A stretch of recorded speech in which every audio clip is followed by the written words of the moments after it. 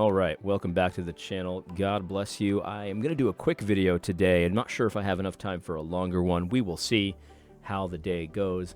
But I did want to comment about this post here from Toby Sumter, which I have to thank Todd Pruitt here, because I never would have seen it had he not.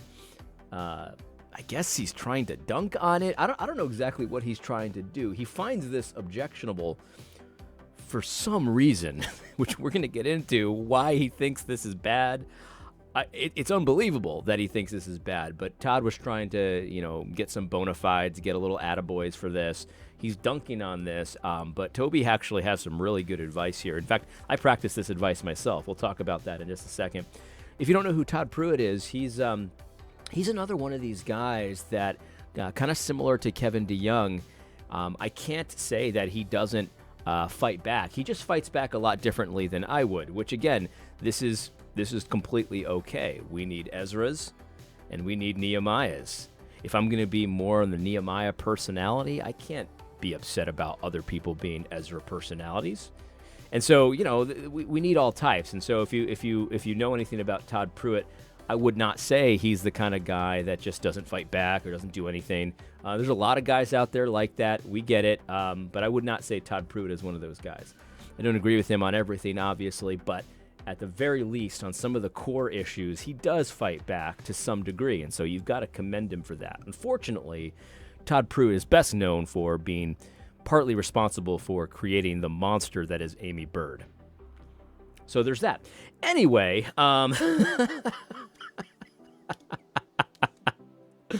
all right, so here's what Todd Pruitt has to say. He says, "What other church or pastor thinks like this?" And you could certainly see him with his holy robes, and he's got his pearl necklace, and he's just clutching it. He can't believe anyone would think this way. What other pastor or church thinks like this? You got to read it in the right tone. That, at least in my mind, that's how the tone is. Well, think of the children. That woman from Simpsons.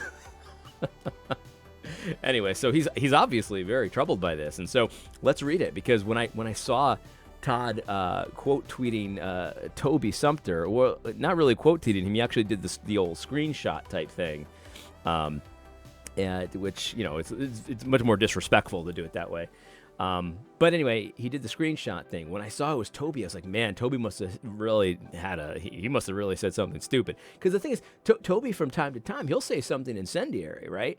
And it's intentionally incendiary. And so you can certainly understand why somebody gets their panties in a little bunch over it.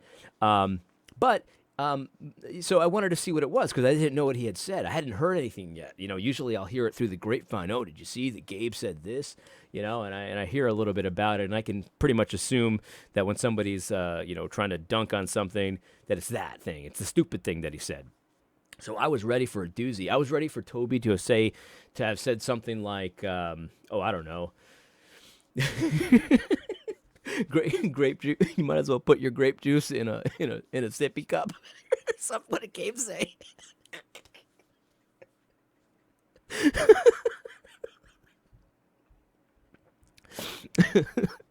What did he say? Let's not get into it. We don't have to have that fight on this channel. Anyway, so I was expecting it to be something like that. Here's what Toby actually said, though. This is what Todd Pruitt wanted to dunk on. He said, "FYI, for those who find themselves in anti-Moscow churches or communities, I just sent this to someone the other day whose home church isn't into the Moscow mood. Quote, my general advice would be to work hard at being the most cheerful, gracious servant in the church and not worry too much about defending Moscow or Pastor Doug. If it comes up in conversation, you can say things like, I have a different perspective, but how about them Cowboys? End quote. In other words, just work to avoid the conflict if it's just about Moscow stuff and folks. If you're going to press on something, press where you can point to a clear passage of Scripture, but still do it cheerfully. If you're going to be under those elders and they are otherwise godly men, don't make their lives difficult. Hebrews 13:17. Otherwise, you really might need to find another church. Blessings."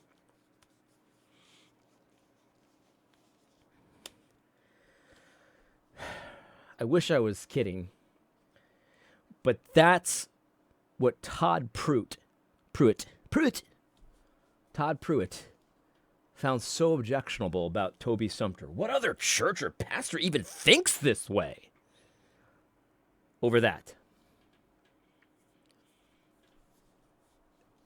What Toby said there is really good advice.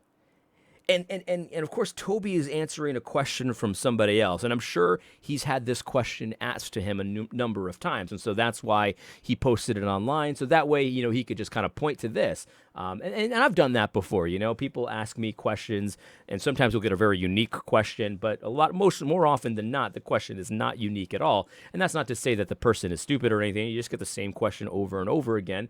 And so I'll do a video about it, or I'll write a post about it. So that way it's real easy to answer.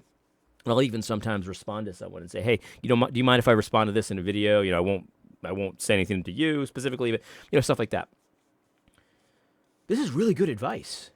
I practice this advice myself, and this is not just necessarily only for your church and your specific elders, but it could be really for any relationship that you have. You're going to meet people that really aren't into some of the pet projects that you have, or they're not that interested in things that you like. And it could be a personality, like in this case, it's the Moscow Mood, Doug Wilson, things like that. Or it could be it could even be a matter of theology. You know what I mean? And I've got situations in my own theology that I know are unusual, and they're not common. They're not commonly accepted. There are points in my theology that I understand that about, and I choose not to fight over them. It doesn't mean I won't talk to you about it, but we're not gonna go round after round over it. You know what I mean? It's as simple as that. I won't allow it to happen. And so this is really good advice. Like, don't be a problem. You know what I mean? Don't be a problem. Don't make yourself a problem. Now, I posted this on Twitter, don't be a problem kind of thing. And somebody responded to me, what I found is that oftentimes in liberal churches, problems find you. And that's true, as long as it depends on you, be at peace with everybody. And so don't be a problem, don't be insisting on your own way. Here's the point. Not everybody has to do it the way you do it. Not everyone has to have the same personality. Not everybody has to like the same content. I mean, for goodness sake, we're talking about the same content, like liking content. I like Doug Wilson's content. You don't like Doug Wilson's content. What do? Here's what you do. Don't make it a big deal. It isn't. It's not a big deal. What could possibly be offensive about that advice? My pastor doesn't like the same content I do. So what? Why does he have to? Now in Toby's post, I mean, it's a little bit more extreme than that. They're actually against Doug Wilson. His pastors are against Doug Wilson. So it's a little more intense than they just don't like the same content I do. He says anti-Moscow, which there are quite a few anti-Moscow elders out there. That also doesn't have to be a big deal. You know what I mean? Because the thing is, like, just because good pastors that are otherwise godly. In fact, that's what he says here. Toby says, otherwise godly men, right? He says, if they're otherwise godly men, don't make their lives difficult. And I think Todd, he underlined this here. And I think he probably took offense to that. Like, what do you mean otherwise godly? What are you saying, they're ungodly? Well, no, I mean, otherwise godly is exactly the opposite of that. Like, it's like saying, I can't tell if you're doing the right thing or not, but you're otherwise smart, so I'm going to trust you on this one. You know what I mean? Like, I don't know if you're right about this one, but you're usually right, so I'm going to trust you. Like, it actually means the opposite. So he underlined this and is getting his pearl necklace all stretched out because he's so upset. But that's actually a good thing. You're otherwise godly men. Yeah, so I'm going to trust you. So my point is, like, otherwise godly men who are anti-Doug Wilson, they're not going to church discipline you or get upset with you for not being anti-Doug Wilson. You know what I mean? So don't make a problem. Don't make a problem over it. You see, they're otherwise godly men. They're good men. That's why you're at that church. And they're anti-Moscow. That actually doesn't have to be a big deal. Like, not everybody has to agree with your attitudes. Not everybody has to agree with your style. Not everyone has to agree with your content choices. Not everyone has to agree with your theology. It's as simple as that. It's as simple as that. And somebody's right and somebody's wrong, but you don't have to make it a big deal. You can actually still submit to elders who you think are wrong about certain theologies. It's as simple as that. And the thing is, like, you can't though then say, well, I'm gonna like crusade or I'm gonna create a little like a coup d'etat or a mutiny over certain theologies. Like that's actually not following Toby's advice. You know what I mean? Avoid conflict. That means actually avoiding it. Don't make it a big deal. If you know your pastor is anti-Doug Wilson or anti-Moscow, maybe don't share the Canon Press article with him that you found so helpful. It all depends, though. I mean, different people have different personalities, right? Like certain pastors are okay with being challenged and stuff like that, and certain ones aren't. You got to know these guys. And so if you have a pastor that, he kind of likes kicking things around, he likes grappling with things, sure, maybe you send him the recent Doug Wilson article that he's going to hate. But there's some pastors out there that don't want to hear it, and they get all upset and they get all worried and stuff like that. Then don't. I mean, there's a lot of wisdom that's involved here. There's a lot of wisdom involved here. And so Todd Pruitt, like, he's like trying to dunk on Toby here, but Toby's just given extremely good advice and also quite mature advice. He understands that there are a lot of people that, quite frankly, hate him. They hate him. And he's and Toby's, more than willing and in fact happy to say, it could be godly guys that hate me. It could be godly guys out there that are against everything that I'm for. And so don't make it a big deal.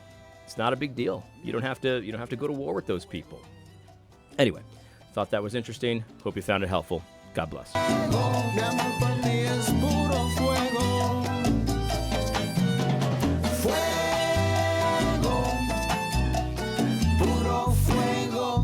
Mi amor.